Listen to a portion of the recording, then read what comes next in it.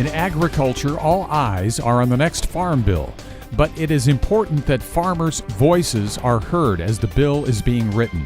The nation's largest farm organization, American Farm Bureau Federation, is confident that members of the House and Senate Ag Committees know what their farmers' priorities are. Zippy Duvall, AFBF president, recently met with the media in the offices of Indiana Farm Bureau. They do. We've spent the last 2 years. We had a Farm Bill working group that was made up of Farm Bureau people all across the country that studied the 2014 Farm Bill. We presented some recommendations to our board, and out of that, those recommendations, the board formulated some recommendations to the House Agriculture Committee and the Senate Agriculture Committees to consider. And in that list is mostly, well, number one is to make sure we continue the support of the crop insurance program, the subsidy that goes to cover part of that program. This is the program that became the cornerstone of the 2000 Farm Bill. It gives farmers skin in the game, along with the taxpayer who is making an investment in the food security of this country, and we think that's the number one priority for us. We also identified that there were two commodities that do not have risk management tools that they require to be able to continue to stay in business, and that's in the dairy industry and also cotton. Those two programs have failed in the 2014 Farm Bill and needs to be reworked in the new Farm Bill.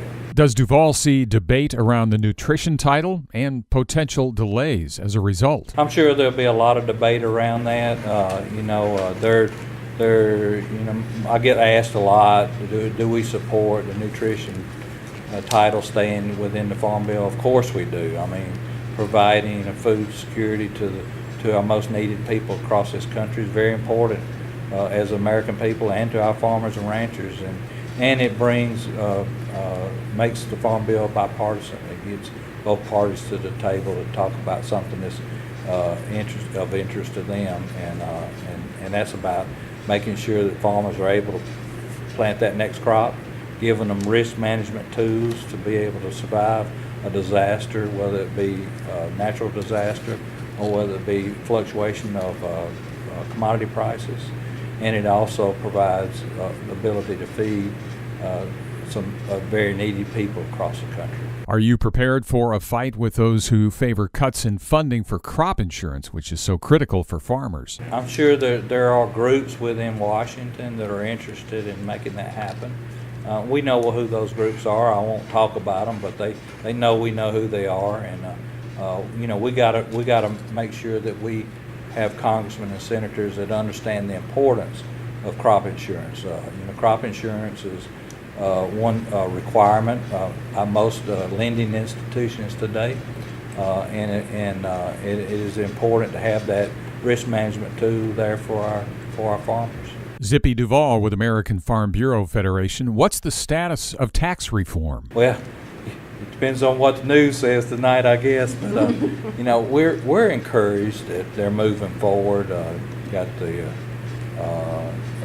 Took a big step last week, and we're going to move forward in talking about having tax reform. There's a lot of things in tax reform that farmers are interested in. We need to retain our cash accounting. We're real excited about the opportunity to get rid of inheritance tax, and we need to continue to be able to expense our interest expense on our capital expenditures. So those are the things that we're looking forward to moving forward with in that area. And we think they're going to get there eventually. It's just been a big debate over it. Actually had good communication with the Speaker. He's very, very excited about the opportunity to get this done. What can farmers do to help be heard on the Farm Bill and tax reform efforts? Farm Bureau is made up of almost 6 million members across this country, and we have great staff at our county, state, and national level that's out there promoting our policies around those issues that you just asked me about.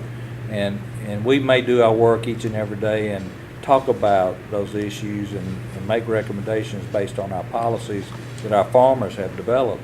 But we need our farmers being active, engaged.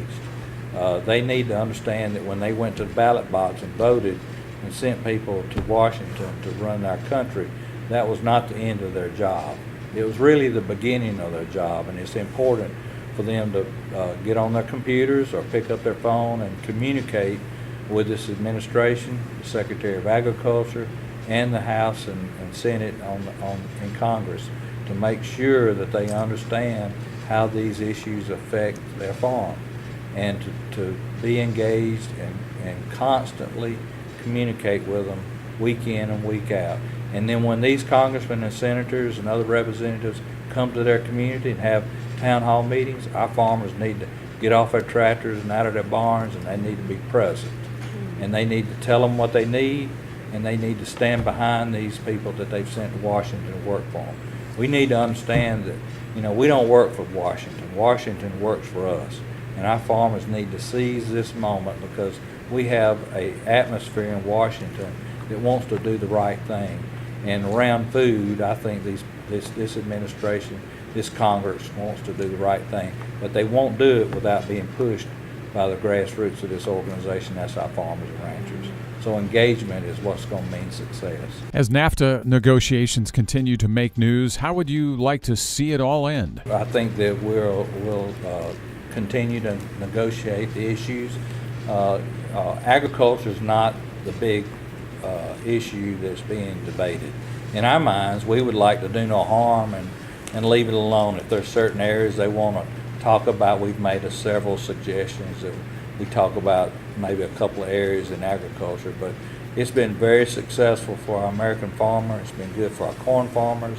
It's been good for our soybean farmers, our rice farmers. Beef and pork have had huge gains over the 23-year life of this treaty. $8 billion to $38 billion is a success story, and we need to do no harm to it and move forward. And we think we're going to get there. This is no different than any other time in history. Renegotiating a trade treaty or negotiating a trade treaty takes years, and for us to think that we could do it within a matter of months is probably not looking at reality. Zippy Duvall, president of American Farm Bureau Federation, talking ag issues with Hoosier Ag Today recently at the offices of Indiana Farm Bureau. I'm Andy Eubank.